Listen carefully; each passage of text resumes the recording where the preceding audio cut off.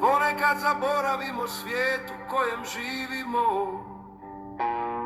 Zna se, samo smo privremeno tu. Zaboravimo naše godine starosti. U nemoći iz grla se otme krik. Gdje si sada, oj mladosti?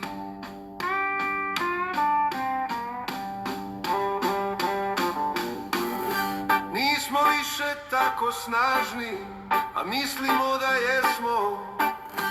Pravimo se samo važni, jaki koraci su zaista lažni.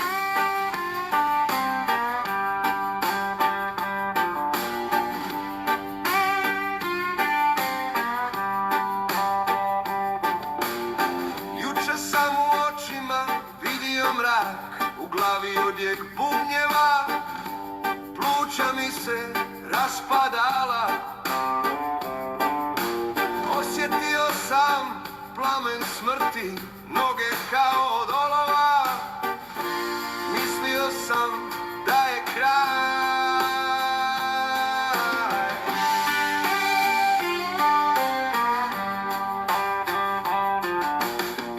Nisam ispunio svoju misiju, a bio sam na pola puta.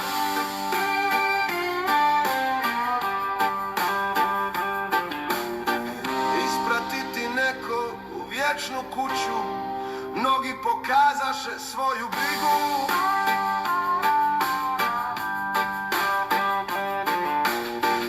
Ali ja sam bio hrabar, samo sjedoh da odmorim, pa se na put dadoh.